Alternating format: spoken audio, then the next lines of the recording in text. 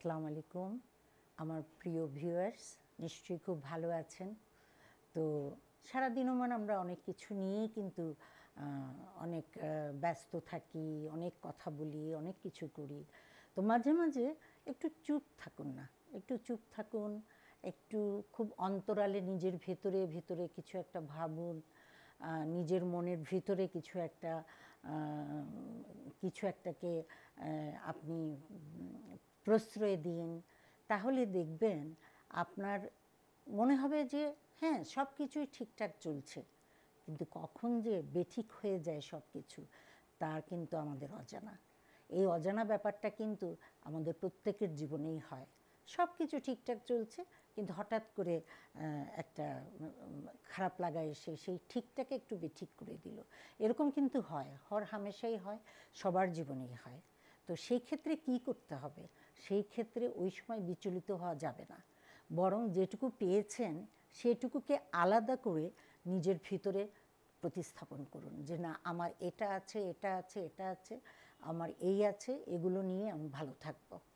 তো আর কি নেই, কি হারালেন, সেটার জন্য চেষ্টা করতে পারেন, তবে ওই রকম একদম না পাওয়ার বেদনা নিয়ে চেষ্টা করবেন না।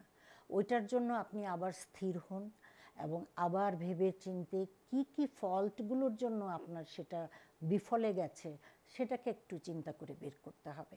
সেটাকে একটু চিন্তা করে বের করুন এবং বের করে তারপরে দেখবেন যে আপনার উপায়টা জানা হয়ে গেছে। উপায়টা যখন জানা হয়ে যাবে তখন কিন্তু আপনার আর কোনো ভুল হওয়ার কোনো সম্ভাবনা নেই।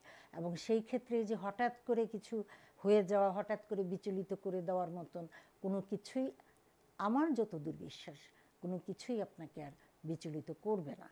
এবং আপনি নিজেকে নিয়ে নিজেই অনেক অনেক বেশি আত্মতৃপ্তিতে থাকবেন। তাই নিজের ভিতরে নিজের সাথে নিজের একটা বোঝাপড়া রাখতে হবে, নিজের সাথে নিজের একটা কথাবার্তা, আমি আমার সাথেই কথা বলবো, আমার সাথে আমি কথা বলবো যে হ্যাঁ, আমি যে এই কাজটা করছি এটা কি ঠিক হচ্ছে, মন কি বলে সেটা শুনুন।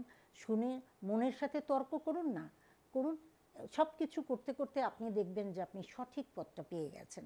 সঠিক পথটা যখন আপনি পেয়ে যাবেন তখন কিন্তু আপনি সঠিকভাবেই সব কিছু করতে পারবেন। শুভেচ্ছা রইল।